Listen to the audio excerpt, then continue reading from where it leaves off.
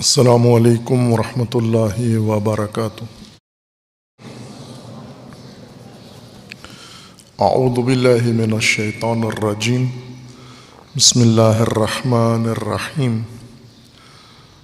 الحمد للہ والصلاة والسلام علی رسول اللہ وآلہ آل اللہ، واللعنۃ الدائمۃ علی اعدائہم واعداء اللہ من یوم عداوتہم الی یوم لقاء اللہ۔ عباد اللہ اوصیکم ونفسی بتقوی اللہ، اتقوا اللہ فإن خیر الزاد التقوی۔ بندگان خدا، آپ سب کو اور اپنے نفس کو تقوی الہی کی وصیت کرتا ہوں، تقوی الہی کی نصیحت کرتا ہوں، تقوی الہی کی جانب دعوت دیتا ہوں اور تاکید کرتا ہوں کہ اپنی زندگی تقوی کے مطابق بسر کریں، تقوی کے زیر سایہ زندگی گزاریں اور تمام معاملات زندگی و نظام زندگی تقوی کی بنیاد پر قائم رکھیں۔ تقوی انسانی زندگی کی حفاظتی تدبیر ہے، اور اس تدبیر کے اندر انسانی زندگی محفوظ ہے۔ اس سے باہر انسانی زندگی معرض خطر اور آفات میں ہے اور ہلاکت کی معرض اور زد میں ہے۔ تقوی کے بنیادی ارکان میں سے اور عوامل میں سے جہاں سے تقوی پھوٹتا ہے اور انسان کی زندگی میں داخل ہوتا ہے اور انسان کو یہ تدبیر نصیب ہوتی ہے حفاظت حیات کی، اس کا سب سے بڑا اہم عامل قرآن کریم نے صراط مستقیم کو قرار دیا ہے۔ ساتھ ہی یہ بھی فرمایا ہے اللہ تعالیٰ نے کہ صراط مستقیم کی پیروی باعث حصول تقوی ہے، لیکن سبل صراط کے ارد گرد اور صراط کے دائیں بائیں انسانی زندگی کے سامنے سبل بھی موجود ہیں۔ سبل جو انسانوں نے خود بنا لیے ہیں، گھڑ لیے ہیں، شیاطین نے انسان کے لیے سبل مقرر کیے ہیں، خود انسانوں میں سے طاغوتوں نے، مجرموں نے، مفسدین نے انسان کے سامنے زندگی کے راستے مقرر کیے ہیں۔ ان راہوں سے اجتناب کرنا ہے، ان راہوں پر انسانی زندگی محفوظ نہیں ہے، فقط منحصراً صراط الہی و صراط مستقیم پر محفوظ ہے۔ اور صراط بھی مراد صراط سے فقط ذہنی تخیلات نہیں ہیں، فقط لفظ نہیں ہیں اور مفہوم نہیں ہیں، بلکہ صراط کا مصداقی پہلو انسان کی زندگی کی نجات کا ذریعہ ہے، یعنی تقوی کا عامل مصداقی صراط ہے۔ مصداقی صراط دین کا نظام، دین کا منشور اور دین کی عملی شکل ہے، اور اس کے علاوہ انسانی زندگی کے لیے دیگر سبل ممنوع راستے ہیں۔ قرآن کریم کے صریح حکم کے مطابق وَلَا تَتَّبِعُوا السُّبُلَ، سبل کی پیروی مت کرو، جرم ہے، حرام ہے، ممنوع ہے۔ صراط مستقیم کے علاوہ دیگر سبل کی پیروی ممنوع ہے۔ اگر انسان نے اپنی زندگی میں معاش کا راستہ اختیار کرنا ہے تو منحصراً وہی راستہ اختیار کرے، مجاز ہے، جو صراط مستقیم کے زمرے میں آتا ہے، اور اس کے علاوہ وہ راستے معیشت کے اور اقتصاد کے جو سبل کے زمرے میں آتے ہیں، شیاطین و مجرمین نے جو راستے اقتصادی انسان کے سامنے رکھے ہیں وہ ممنوع ہیں۔ لا تتبعوا، سیاسی زندگی، سیاسی عمل میں فقط وہ راستہ منحصراً جائز ہے انسان کے لیے، اور اس میں انسانی زندگی محفوظ ہے، جو صراط کے زمرے میں آتا ہے، اور اللہ تعالیٰ نے اسے صراط کا جز و حصہ قرار دیا ہے، یعنی نظام امامت فقط، صراط مستقیم فقط نظام امامت ہے، باقی سبل مجرمین کے ہیں، مفسدین کے ہیں، طاغوتی ہیں، اور لا تتبعوا، ان کی پیروی مت کرو، لا تتبعوا نہی ہے، یعنی جرم ہے، گناہ ہے، حرام ہے، معصیت ہے ان سبل کی پیروی کرنا امامت کو چھوڑ کر۔ سبل میں متعدد راستے ہیں، اور ان راہوں میں سے ایک راستہ سبیل و ما لا یعلمون ہے، نادانوں کا راستہ، نافہموں کا راستہ، احمقوں کا راستہ، بے وقوفوں کا راستہ، جو اللہ کے نظام سے آشنائی نہیں رکھتے۔ ممکن ہے شیطانی راہوں سے آشنا ہوں، لیکن اللہ کے نظام سے ناواقف اور لا یعلمون ہیں، لا علم ہیں اور بے خبر ہیں، ان کی راہوں سے روکا گیا ہے۔ سورہ مبارکہ یونس میں اللہ تعالیٰ نے بیان فرمایا ہے کہ آپ نے سبیل ما لا یعلمون کی پیروی نہیں کرنا۔ قال قد اجیبت دعوتکما فاستقیما ولا تتبعان سبیل الذین لا یعلمون۔ حضرت موسیٰ علیہ الصلاۃ والسلام و حضرت ہارون علیہ الصلاۃ والسلام کو اللہ کا حکم ہے کہ آپ نے جو تدبیر اللہ سے مانگی ہے امت کی نجات کے لیے، وہ دعا قبول ہو گئی ہے۔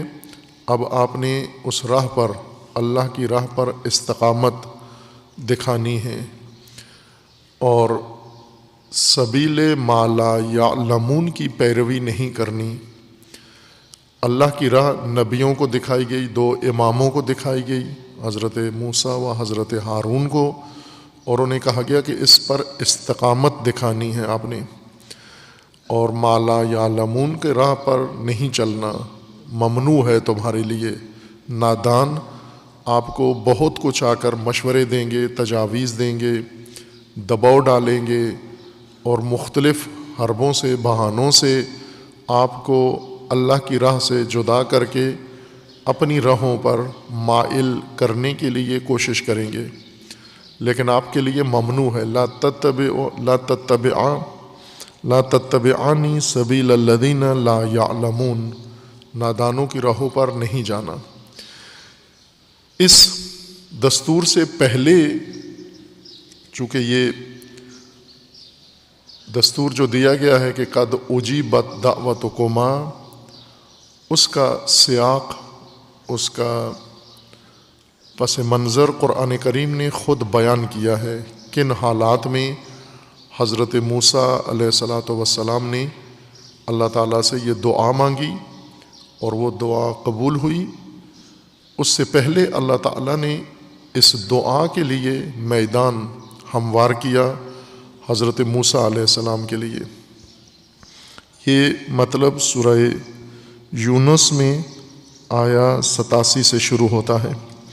وَأَوْحَيْنَا إِلَى مُوسَىٰ وَأَخِيهِ أَن تَبَوَّآ لِقَوْمِكُمَا بِمِصْرَ بُيُوتًا، ہم نے وحی کی اور آگاہی دی موسیٰ اور ان کے بھائی اور ان کے جانشین کو، نائب کو، ان تبوأ لقومکما بمصر بیوتا، کہ آپ اپنی قوم کے لیے آپ دونوں رہبر، دونوں رہنما، آپ دونوں اپنی قوم کے لیے جگہ مختص کریں، معین کریں، جس میں بیوت تعمیر کریں، بیت تعمیر کریں اپنی قوم کے لیے۔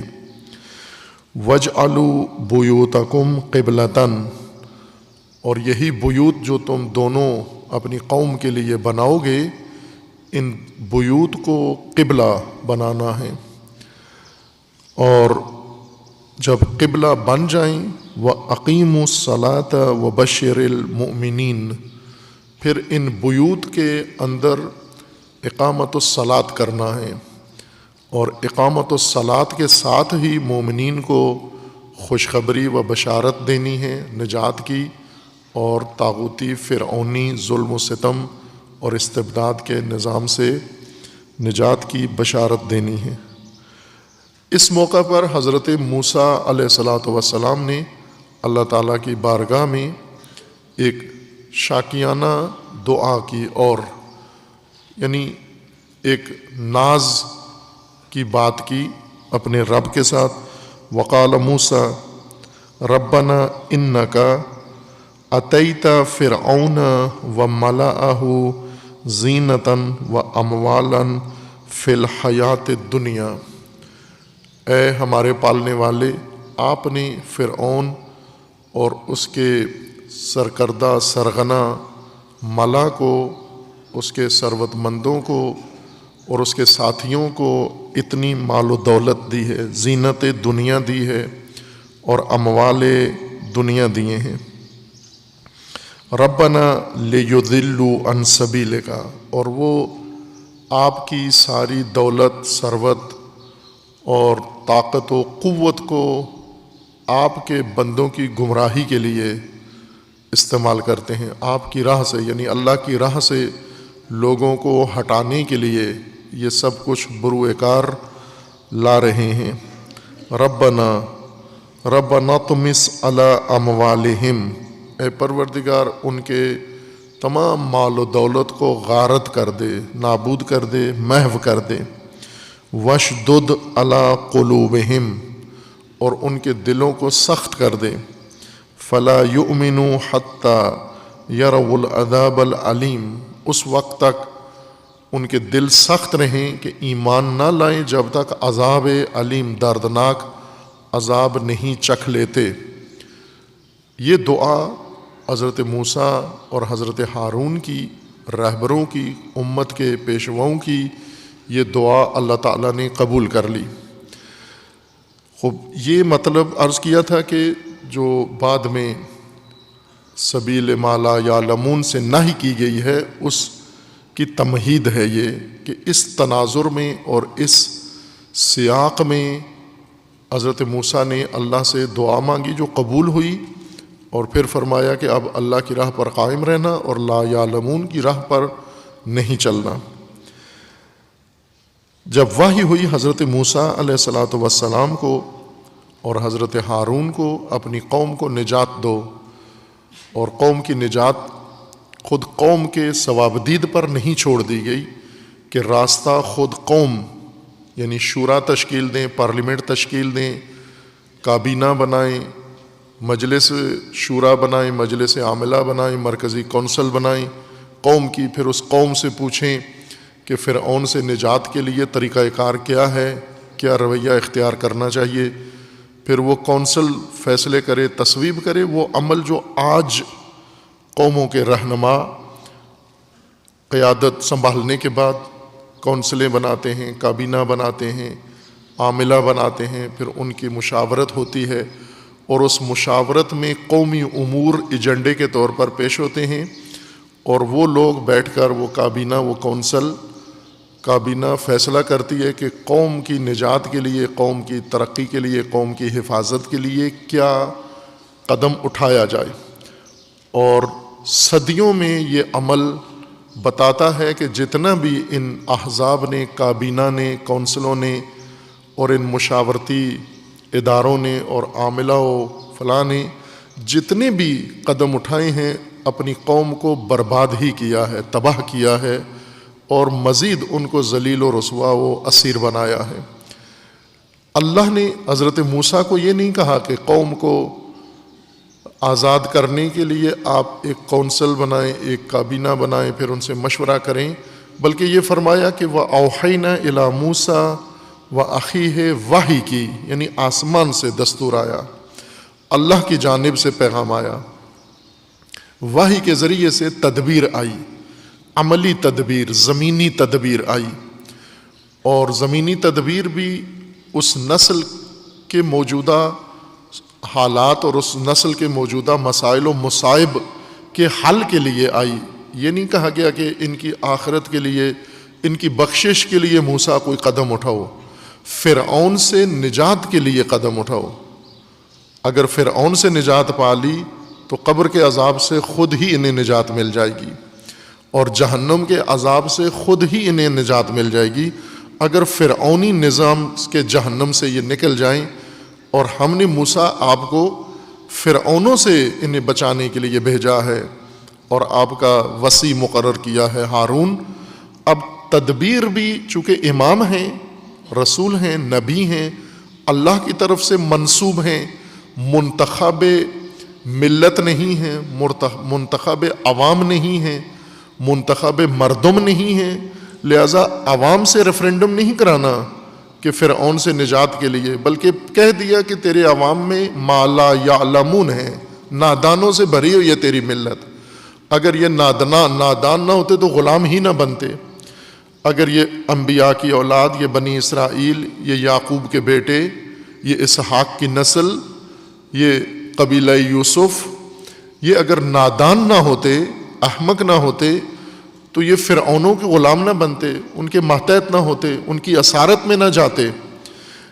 ان کی نادانیوں سے یہ قوم اپنی نسلوں کو اسیر بنا بیٹھی ہے۔ ان سے پوچھ کر نہیں آپ نے تدبیر کرنی، چونکہ انہیں غلامی کی راہیں تو آتی ہیں، آزادی کے راستے انہیں معلوم نہیں ہیں۔ آزادی کے راستے تجھے اللہ کی جانب سے رہنمائی ہوں گے۔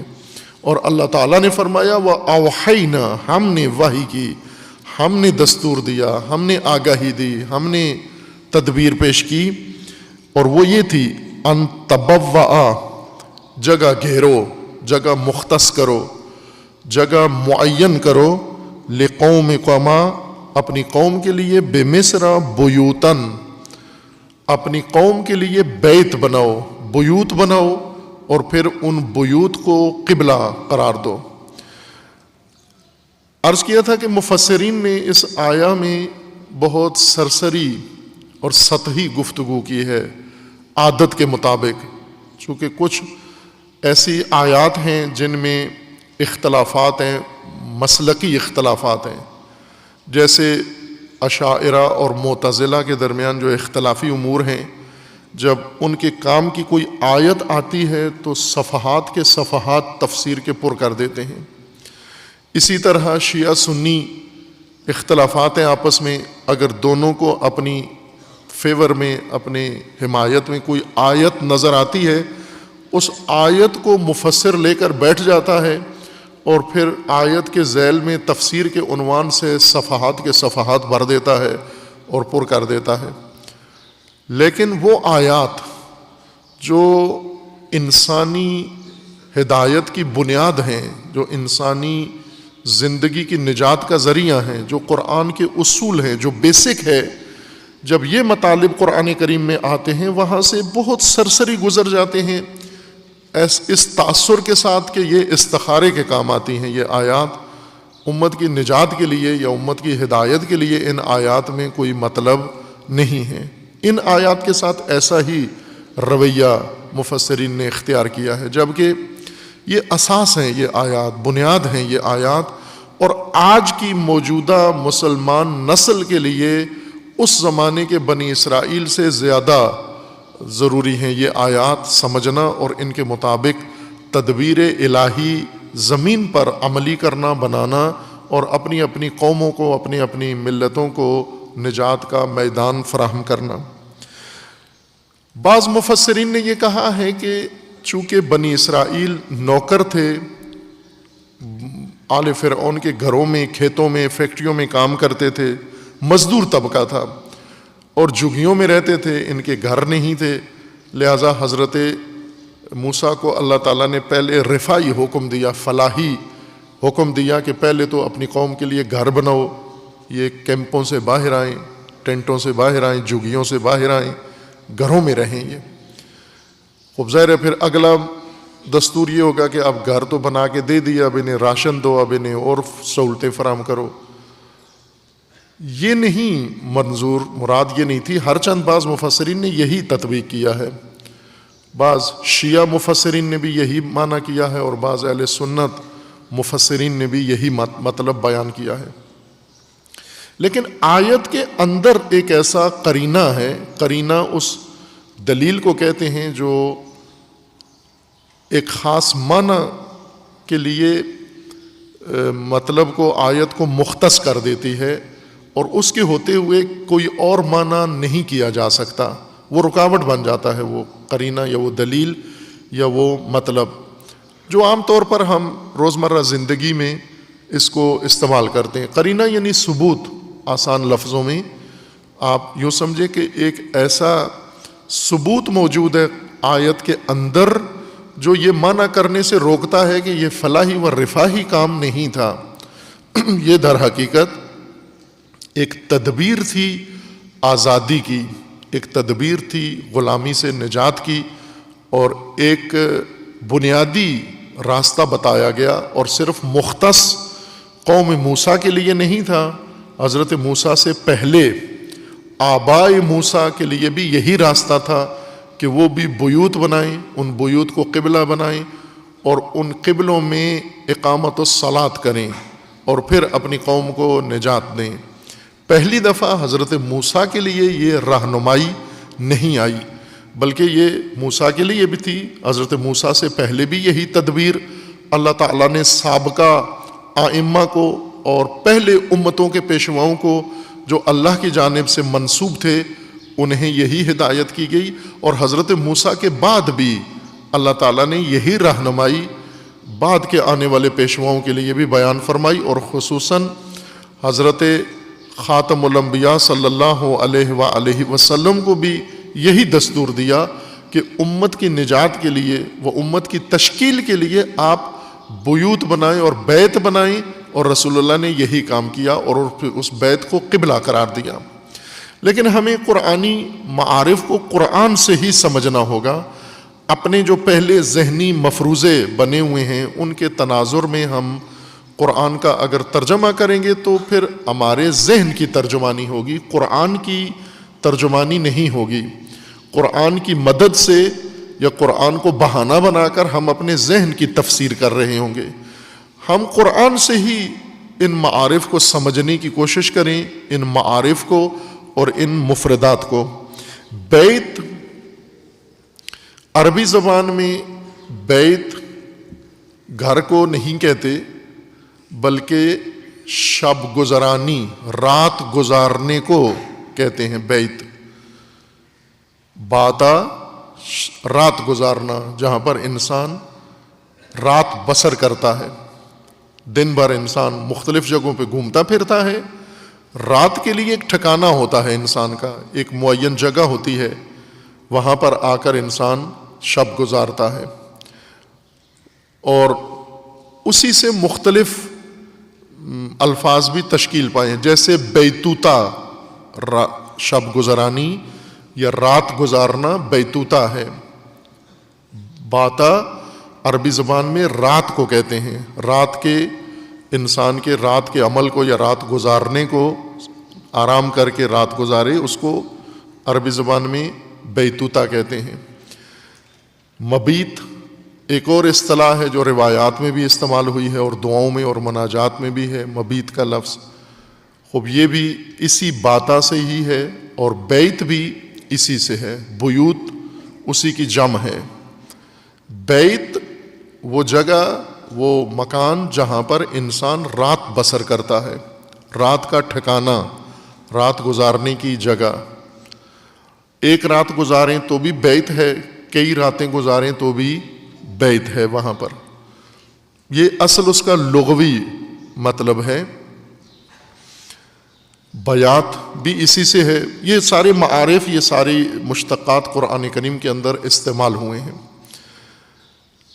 ان میں زیادہ مستعمل عربی میں بھی، فارسی میں بھی، اردو میں بھی بیت ہے۔ بیت لیا گیا وہ ٹھکانہ جہاں پر انسان رات بسر کرتا ہے، اور چونکہ مستقل ہوتا ہے، عموماً رات گزارنے کی جگہ، دن گزارنے کی جگہ کہیں مستقل نہیں ہوتی، چونکہ دن انسان مختلف جگہوں پہ بسر کرتا ہے۔ کاروباری لوگ سفر میں دن بسر کر لیتے ہیں، کسان کھیتوں میں دن بسر کر لیتے ہیں، اور باقی طبقات دن کسی نہ کسی طرح سے مختلف ذمہ داریوں میں، مختلف مصروفیتوں میں، مختلف مشاغل میں بسر کر لیتے ہیں، وہ ان کا ٹھکانہ نہیں ہوتا۔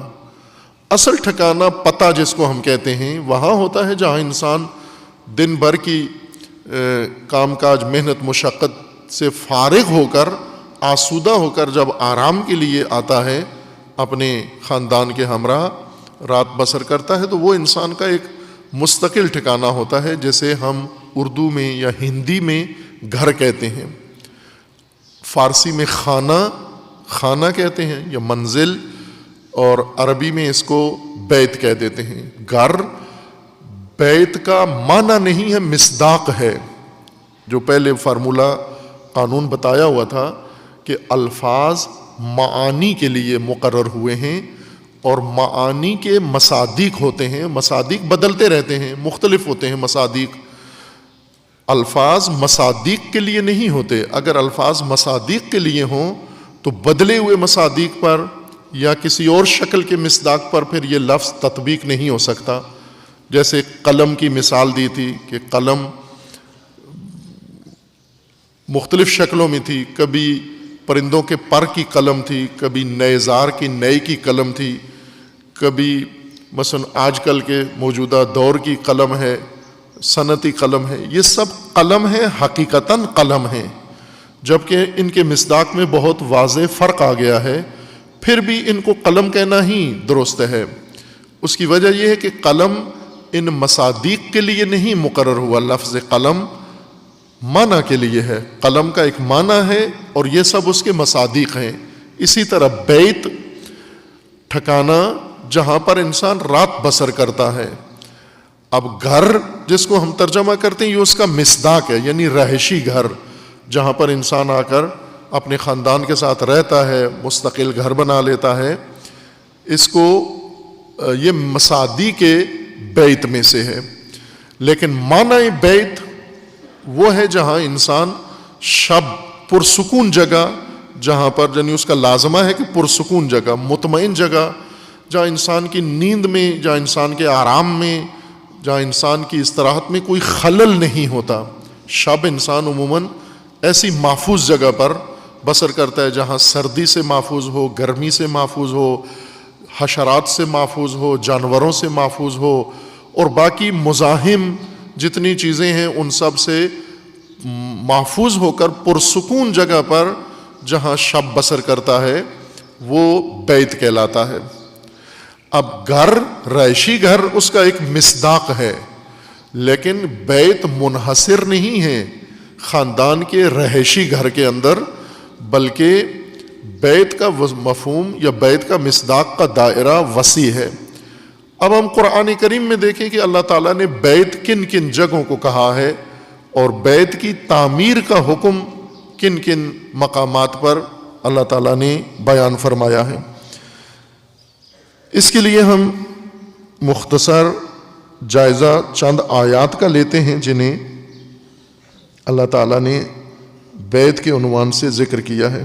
چند آیات نمونے کے طور پر، تاکہ ہمارے دلوں کی تشفی ہو جائے، تسلی ہو جائے، اس لیے کہ ہمارے ذہن میں یہ جو تقلیدی مطالب ہیں، ذاکری کے مطالب ہیں، خطابی دین جو ذہن میں بیٹھا ہوا ہے، یہ ہمیں قرآن سے دور کر دیتا ہے اور قرآن کی تفسیر سے ہمیں دور کر دیتا ہے۔ وہ اس سماعی سنی ہوئی چیزوں کو اساس، بنیاد ہم سمجھتے ہیں، اور قرآنی مطالب کو پھر اس بنیاد سے جب متضاد یا مختلف پاتے ہیں تو قرآنی معنی میں شک کرنا شروع کر دیتے ہیں کہ یہ نئی بات ہے، یہ علیحدہ بات ہے، یہ کوئی اور بات ہو رہی ہے۔ جیسے گزشتہ 2 روز پہلے جو 20 جمادی الثانی تقریب تھی، کانفرنس خواتین کی، حضرت سیدہ کی میلاد مسعود کی مناسبت سے، عصمت کا معنی کیا ہے جو ہمارے میڈیا والوں نے محنت کر کے آپ سے دور رکھا ہے، نہیں سننے دیا آپ کو انہوں نے، کہ عصمت، اس کا عنوان کانفرنس کا عصمت فاطمیہ محور وحدت امت اسلامیہ ہے، اور انہوں نے پوری کوشش کی ہے کہ نہ باہر کوئی سن سکے اور نہ آپ جامعہ میں سن سکیں، کامیاب کوشش کی ہے انہوں نے۔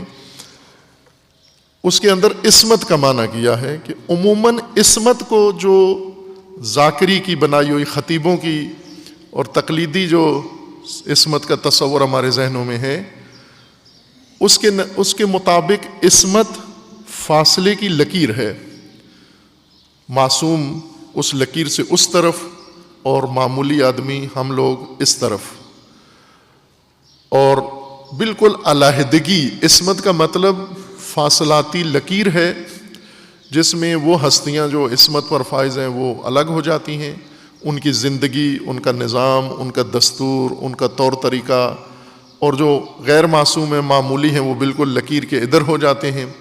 ان کی کوئی چیز ان کے ساتھ مشترک نہیں ہے، ان کی کوئی چیز ان کے ساتھ مشترک نہیں ہے۔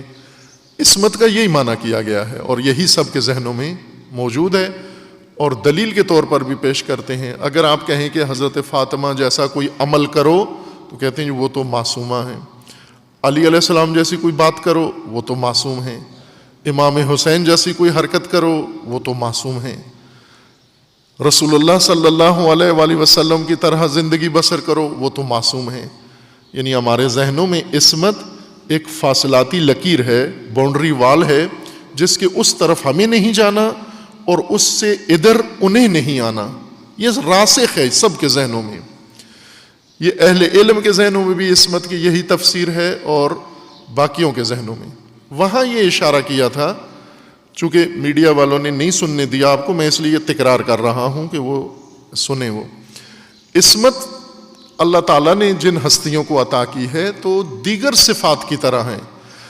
ائمہ کو اور انبیاء کرام علیہ السلام کو اللہ تعالیٰ نے علم عطا کیا ہے، لیکن یہ علم اس لیے نہیں عطا کیا کہ نبی اور امت کے درمیان علم باؤنڈری بن جائے، امت علم کے اس طرف اور نبی علم کے اس طرف، امت یہ باؤنڈری عبور کر کے ادھر نہ جائے اور نبی یہ سرحد عبور کر کے ادھر نہ آئیں۔ اللہ تعالیٰ نے ہادیان امت کو، ائمہ و انبیاء کو جو صفات دی ہیں وہ اس لیے دی ہیں تاکہ وہ امتوں کے اندر منتقل ہوں۔ وہ صفات، علم نبی کو دیا ہے تاکہ یہ نبی سے یہ علم امت تک پہنچے، اخلاص نبی کو دیا ہے تاکہ نبی سے گزر کے عبور کر کے امت تک پہنچے۔ ہر چیز جو انبیاء کو عطا ہوئی ہے وہ امتوں کے لیے عطا ہوئی ہے۔ عصمت بھی ایسا ہی ہے، باؤنڈری سرحد نہیں ہے، فاصلاتی لکیر نہیں ہے، بلکہ عصمت انبیاء کو، معصومین کو دی گئی ہے امتوں کی تحفظ کے لیے۔ عصمت کا مطلب ہوتا ہے حفاظت، اور امتوں کو اللہ نے، معصومین کو حکم دیا ہے امتوں کی ہدایت کا، اور معصومین کو عصمت دی ہے، امتوں کو حکم دیا ہے عصمت کا۔ وَاعْتَصِمُوا بِاللَّهِ وَاعْتَصِمُوا بِحَبْلِ اللَّهِ، اب یہ امر ہے، یہ فرمان ہے۔ ہم اس کا معنی خطیبوں ذاکروں نے ہمیں کر کے دیا تھام لو، وَاعْتَصِمُوا تھام لو کیسے ہو گیا؟ کس عربی میں تھام لو ہے اس کا معنی؟ کس عرب نے یہ ترجمہ ذکر کیا تھام لو؟ تھام لو تو نہیں ہے، تمسکو، تھام لو، تمسکو۔ جس طرح آپ پڑھتے ہیں قرآن کریم کے اندر کہ لا اکراہ فی الدین قد تبین الرشد من الغی فمن یکفر بالطاغوت ویؤمن باللہ فقد استمسک بالعروۃ الوثقی۔ استمساک یہ تھامنا ہے، عروہ ہتھا، سہارا، وہ مضبوط جگہ جہاں سے انسان ہاتھ ڈال کے اپنا توازن قائم رکھتا ہے، اس کو عروہ کہتے ہیں۔ وثقہ یعنی بہت مضبوط، پختہ، نہ ٹوٹنے والا، اس کو تھام لو۔ وَاسْتَمْسَكَ عربی زبان میں امساک تھامنے کو کہتے ہیں، اور دوسرا ہے اخذ، وَاتَّخَذُوا پکڑ لو، مضبوطی سے تھام لو، پکڑنا، گرپ ڈالنا، گرفت ڈالنا اتخاذ ہوتا ہے۔ امساک، استمساک اور تمسک، جس طرح اللہ تعالیٰ نے، جس طرح رسول اللہ نے فرمایا انی تارک فیکم الثقلین کتاب اللہ و اطرتی اہل بیتی اور پھر اس کے بعد فرمایا کہ لن تضلوا بعدی ما ان تمسکتم بہما، جب تک ان دو کو تھام کر رکھو گے آپ. یہاں تمسک کا لفظ آیا ہے، واعتصموا تو تمسک نہیں ہے، لیکن لکیر کے فقیروں نے واعتصموا بحبل اللہ، اللہ کی رسی تھام لو. تھام لو نہیں ہے اس کا معنی. واعتصموا واحتسبوا. آج کل ہمارے وزیر اعظم صاحب احتساب کر رہے ہیں اپوزیشن کا. واحتسبوا کیا معنی کرتے ہیں اس کا؟ حساب لینا، حساب لو، حساب دو. ان کو کہنا واحتسبوا یعنی حساب کرو، حساب لو. واعتصموا عصمت اختیار کرو. واعتصموا عصمہ سے ہے نا، واعتصموا عصمت اختیار کرو. کون؟ امت، مملکت، جمعیت، مسلمان، مومن، قوم، سب کے سب مل کر واعتصموا بحبل اللہ. خوب کس کے ذریعے عصمت اختیار کریں؟ حبل اللہ کے ذریعے. دوسری آیت میں واعتصموا باللہ، اللہ کے ذریعے. اللہ کو ذریعہ بناؤ، اللہ کو سہارا بناؤ، اللہ کو وسیلہ بناؤ عصمت کا. عصمت امت کے لیے، عصمت پوری انسانیت کے لیے درکار ہے. یعنی حفاظت، ملک کی حفاظت، امت کی حفاظت، جمعیت کی حفاظت، دین کی حفاظت، انسان کی حفاظت. اب یہ ساری حفاظت کے زمرے میں آتا ہے عصمت. لیکن ہم نے ایک معنی عصمت کا ایسا کیا ہے کہ خود باعث بن گیا ہے امت اور امام میں جدائی کا، امت اور نبی میں جدائی کا معنی بن گیا ہے کہ ہم ان کی پیروی نہیں کر سکتے، ہم ان کے پیچھے نہیں چل سکتے، ہم ان جیسے کام نہیں کر سکتے، ہمیں ان کی راہ پر نہیں جانا چاہیے. عصمت کا وہ درجہ جو اللہ تعالیٰ نے معصومین کو دیا ہے، ائمہ انبیاء کو، وہ مختص ہے ان کے ساتھ. لیکن عصمت کا حکم عوام کو بھی ہے کہ آپ نے بھی ان چیزوں سے محفوظ رہنا ہے. اللہ نے انہیں محفوظ کر دیا ہے، تم نے ان کے ذریعے محفوظ رہنا ہے، تم نے ان کی مدد سے محفوظ رہنا ہے. تو یہ تو ایک عمومی دستور ہے. اور اگر ہم قرآن کو قرآن سے سمجھیں، قرآن کو ذاکر و خطیبوں سے نہ سمجھیں، قرآن کو فرقوں سے اور مسلکوں سے اور فرقہ وارانہ ذہنیتوں سے نہ سمجھیں، قرآن نورانیت پیدا کر دے گا ہماری زندگی کے اندر. عزیزان، بیت کیا چیز ہوتی ہے؟ اب سورہ بقرہ میں خداوند تبارک و تعالیٰ نے بیت بنانے کا حکم دیا. آیا 127 میں، 125 بھی ہے، 127 بھی. حضرت موسیٰ علیہ السلام کو جو حکم دیا وہی حضرت ابراہیم کو اللہ تعالیٰ نے بہت پہلے دیا. ابراہیم اجداد حضرت موسیٰ میں سے ہیں، موسیٰ اولاد حضرت اسحاق میں سے ہیں، اور حضرت اسحاق حضرت ابراہیم کی اولاد سے ہیں. خوب، اب حضرت ابراہیم کو اللہ تعالیٰ نے حکم دیا. آیا 124 میں مطلب یہ شروع ہوتا ہے وَإِذِ ابْتَلَىٰ إِبْرَاهِيمَ رَبُّهُ بِكَلِمَاتٍ فَأَتَمَّهُنَّ قَالَ إِنِّي جَاعِلُكَ لِلنَّاسِ إِمَامًا. حضرت ابراہیم کو اللہ تعالیٰ نے آزمائشوں میں ڈالا، انہوں نے وہ آزمائشیں، وہ کلمات پورے کیے، اور پھر اللہ تعالیٰ کا فرمان آیا انی جاعلک للناس اماما. امامت قرآن کریم کی روح سے یہاں سے شروع ہو رہی ہے. ہمارے نزدیک، ہمارے تقلیدی ذہنوں کے نزدیک رسول اللہ کی وفات کے بعد شروع ہوتی ہے امامت. قرآن کریم میں ہے کہ نہ، ہم نے رسول اللہ کے اجداد میں رسول اللہ سے بھی پہلے 2000 سال پہلے امامت شروع کر دی تھی. اور آج ہم تاریخ امامت قرآن سے نہیں لیتے. وَإِذِ ابْتَلَىٰ إِبْرَاهِيمَ رَبُّهُ بِكَلِمَاتٍ فَأَتَمَّهُنَّ قَالَ إِنِّي جَاعِلُكَ لِلنَّاسِ إِمَامًا. آپ بشریت کے امام ہیں، انسانیت کے امام ہیں. قَالَ وَمِن ذُرِّيَّتِي. اور پھر تسلسل امامت کا دعا ہے، امام کی دعا. وَمِن ذُرِّيَّتِي، چونکہ انسانیت تو قیامت تک ہے اور امامت انسانیت کے لیے ہے، تو جب تک انسانیت ہے امامت درکار ہے. پس امام تو ہونے ہی ہونے ہیں، تو کیوں نہ میری ذریت میں سے ہوں، میری نسل میں سے ہوں. چونکہ اللہ نے انسانیت بنائی ہے، انسانیت کے لیے امام بنانا ہے، تو وہ انسان وہ امام میری ذریت سے کیوں نہ ہوں، بشریت کے امام. اس لیے حضرت ابراہیم نے یہ دعا کی کہ وہ میری ذریت سے ہوں، وہ امام انسانیت کے. قال ومن ذریتی قال لا ینال عہد الظالمین. اللہ تعالیٰ نے فرمایا کہ آپ کی ذریت میں ہر طبقہ ہوگا، ظالمین بھی ہوں گے اور امامت کے قابل بھی ہوں گے. تو جو تیری ذریت کے ظالمین ہیں ان پر تو کراس مار دیا، ریڈ لائن، وہ نہیں بن سکتے. کوئی ظالم بے شک ذریت ابراہیم سے ہو وہ امامت تک نہیں پہنچ سکتا، لیکن جو ظالم نہیں ہوں گے ان کے لیے یہ در کھلا ہے. یعنی دعا قبول ہو گئی. حضرت موسیٰ کو واضح طور پر فرما دیا قد اجیبت دعوتکما، اور حضرت ابراہیم کو شرط بتا دی کہ ظالم کے حق میں دعا قبول نہیں ہے.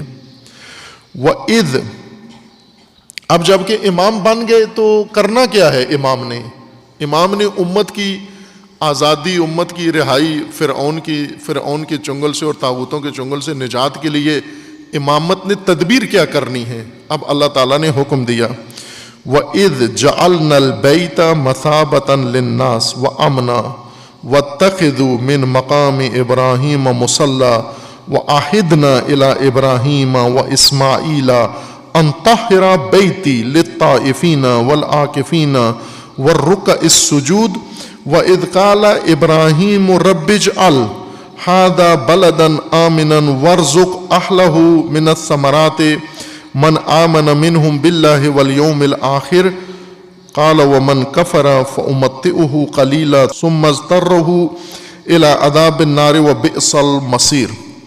وَإِذْ يَرْفَعُ إِبْرَاهِيمُ الْقَوَاعِدَ مِنَ الْبَيْتِ وَإِسْمَاعِيلُ رَبَّنَا تَقَبَّلْ مِنَّا إِنَّكَ أَنْتَ السَّمِيعُ الْعَلِيمُ رَبَّنَا وَاجْعَلْنَا مُسْلِمَيْنِ لَكَ وَمِنْ ذُرِّيَّتِنَا أُمَّةً مُسْلِمَةً لَكَ وَأَرِنَا مَنَاسِكَنَا وَتُبْ عَلَيْنَا إِنَّكَ أَنْتَ التَّوَّابُ الرَّحِيمُ رَبَّنَا وَابْعَثْ فِيهِمْ رَسُولًا مِّنْهُمْ يَتْلُو عَلَيْهِمْ آيَاتِكَ وَيُعَلِّمُهُمُ الْكِتَابَ وَالْحِكْمَةَ وَيُزَكِّيهِمْ إِنَّكَ أَنْتَ الْعَزِيزُ الْحَكِيمُ.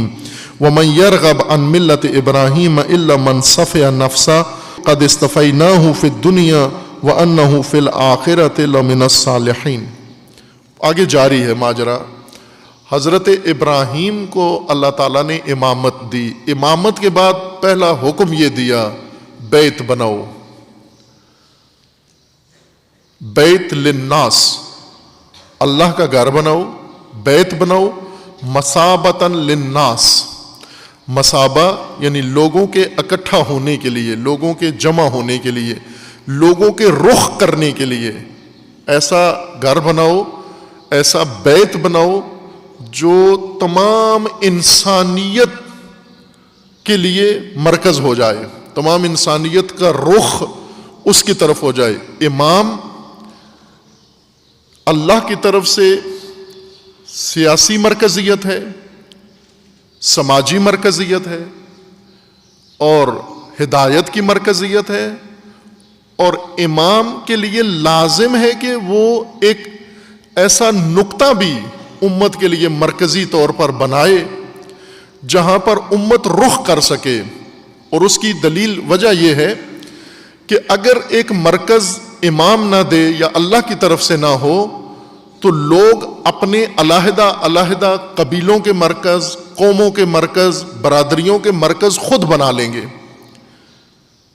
یہ قبائلی مرکز خود بنا لیں گے، قومی مرکز خود بنا لیں گے، اپنی علاقائی مرکز خود بنا لیں گے اور تقسیم ہو جائیں گے، بٹ جائے گی. امت تشکیل نہیں پائے گی جب تک ایک مرکزیت نہ ہو. وہ مرکزیت اس کا عنوان رکھا بیت.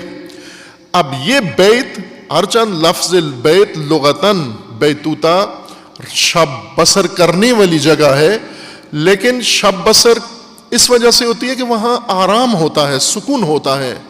تو امت کے سکون کی جگہ، آرام کی جگہ، جہاں پر امت کو آ کر قلبی سکون محسوس ہوتا ہے، ذہنی سکون محسوس ہوتا ہے، نفسیاتی سکون محسوس ہوتا ہے، جہاں پر امت مطمئن ہو جاتی ہے، اطمینان ہو جاتا ہے، مرکزیت سے متصل ہو کر وہ بھی بیت کہلاتا ہے، چونکہ باعث سکون و آرامش امت ہے۔ اور یہ امام کا فریضہ ہے، امامت شروع یہاں سے ہوتی ہے، مرکزیت ایجاد کرنے سے۔ اس لیے رسول اللہ صلی اللہ علیہ وآلہ وسلم نے، چونکہ مکہ میں بیت موجود تھا، پہلے سے موجود تھا، کعبہ موجود تھا، اور پھر جب مدینہ تشریف لائے ہجرت کر کے تو سب سے پہلے بیت ہی بنایا، رہائشی گھر نہیں بنایا، سب سے پہلے مسجد النبی بنائی۔ یہ وہی بیت ہے جس کا حکم اللہ نے حضرت ابراہیم کو دیا اور پھر حضرت موسیٰ کو دیا کہ پہلے قوم کے لیے بیت بناؤ، مرکزیت بناؤ اور اس کو قبلہ قرار دو، اس کو اجتماع کی جگہ قرار دو، تمام امت کا رخ اس طرف ہو جائے، مرکزیت اس طرف ہو جائے۔ جب مرکزیت وہاں ہو اور اس مرکز میں خود امام مستقر ہو، خود امام وہاں امامت کر رہا ہو، مرکز بنا کر ملازموں کے حوالے نہیں کرو، تنخواہ داروں کے حوالے نہیں کرو، مرکز امامت کے لیے ہوتا ہے، نظام امامت کے ایجاد کے لیے اور نظام امت کی تشکیل امت کے لیے مرکز بنانا ہے۔ موسیٰ علیہ السلام کو حکم ہوا کہ پہلے بیت بناؤ، بیوت بناؤ، چونکہ یہ ریوڑ ہے، فرعون نے اس کو ریوڑ بنا دیا ہے، یہ مزدور ہیں، یہ لیبر ہیں، یہ صرف ملازمین ہیں، یہ جاب کرنے والے ہیں، یہ نوکری پیشہ لوگ ہیں، ان کو امت بنانا ہے۔ امت بنانے کے لیے پہلے ان کے لیے ایک مرکزیت ایجاد کرو، پھر اس مرکزیت کو قبلہ قرار دو۔ قبلہ یعنی جدھر رخ ہو، قبلہ اس کو نہیں کہتے جدھر نماز ہو، قبلہ کہتے ہیں جدھر رخ ہو، انسان کا اقبال جدھر ہو، انسان کے بدن کا جو حصہ ہے قابل ہے اور دبر ہے، دبر ہے، پشت کو عربی زبان میں دبر کہتے ہیں اور سامنے والے حصے کو عربی زبان میں قبل کہتے ہیں۔ اگر انسان اپنا رخ کسی طرف کرے تو اس کو اقبال کہتے ہیں، اگر پشت کسی کی طرف کرے اس کو ادبار کہتے ہیں۔ قبلہ جدھر رخ کیا جائے، جدھر امت اقبال کرے، جدھر منہ کر کے جدھر رخ کرے جائے، جہاں جمع ہو، اکٹھی ہو۔ اس لیے حضرت ابراہیم کو امامت کے بعد پہلا فریضہ یہ سونپا گیا کہ آپ بیت تعمیر کرو، اور حضرت ابراہیم نے بیت تعمیر کیا، جگہ مقرر کی، مختص کی، اللہ کے حکم سے جگہ مختص کی کہ یہ عراق میں، فلسطین میں، بابل میں، ایران میں نہیں بنانا، یہ مکہ میں جا کر بنانا ہے۔ وہ مکہ بہت دور ہے، ناآباد ہے اور ویران ہے، غیر ذی زر ہے۔ وہی جگہ مختص کی کہ یہاں پر جا کر مرکز ایجاد کرنا ہے اور پھر لوگوں کا رخ ادھر بنانا ہے۔ وَإِذْ جَعَلْنَا الْبَيْتَ مَثَابَةً لِلنَّاسِ، یہ بیت مثابتاً للناس ہے، یہ لوگوں کے جمع ہونے کی جگہ ہے، اکٹھا ہونے کی جگہ ہے، لوگوں کے رخ کرنے کی جگہ ہے۔ یہ لوگوں کی مرکزیت کے لیے بنایا، انسانیت کی مرکزیت کے لیے بنایا ہے۔ خوب یہ تدبیر تھی اللہ تعالیٰ کی کہ بیت رہائشی کالونی نہیں کہا گیا بلکہ دین کی مرکزیت ہے، چونکہ بعد میں کہا گیا کہ آپ ان کو قبلہ بناؤ، ان بیوت کو قبلہ بناؤ۔ قبلہ یعنی رخ لوگوں کا ادھر ہو، یعنی اجتماعی مرکز بناؤ، امت کا مرکز بناؤ، الہی مرکز بناؤ، اور خود اس میں دونوں بھائی بیٹھ کر امامت کرو، قیادت کرو، رہبری کرو اور امت سازی کرو، اور پھر بشارت دے دو کہ اگر یہ کام اللہ کی تدبیر کے ہدایت کے مطابق شروع ہوا، یہ قوم یقیناً نجات پا جائے گی انشاءاللہ۔ خوب یہ دستور آج کے مسلمان کے لیے اور بعض علاقوں کے مسلمانوں کے لیے آج بھی اسی طرح رہائی اور آزادی دلا سکتا ہے جس طرح اللہ تعالیٰ نے حضرت موسیٰ علیہ السلام کے ذریعے سے فرعون سے بنی اسرائیل کو نجات دلوائی اور انہیں نجات ملی، فرعون غرق ہوا۔ اگر ہم الہی راہوں پر چلیں، الہی راستے اختیار کریں، اپنے من گڑت اور خود ساختہ راہوں کے بجائے، اور جو اللہ نے حکم دیا ہے وہ کام کریں، تو آزادی و نجات جلدی ہو جاتی ہے، آسان ہو جاتی ہے۔ اور ہماری دعا ہے کہ اللہ تعالیٰ انشاءاللہ تمام اسیر انسانوں کو اور تمام اسیر مسلمانوں کو آزادی عطا فرمائے، انہیں حضرت موسیٰ جیسی قیادت عطا فرمائے، اور انہیں وہ مرکزیت عطا فرمائے جہاں سے امت سازی ہو اور جہاں سے ان کی نجات کا اہتمام ہو انشاءاللہ۔ اعوذ باللہ من الشیطان الرجیم، بسم اللہ الرحمن الرحیم۔ انا اعطیناک الکوثر فصل لربک وانحر ان شانئک ھو الابتر۔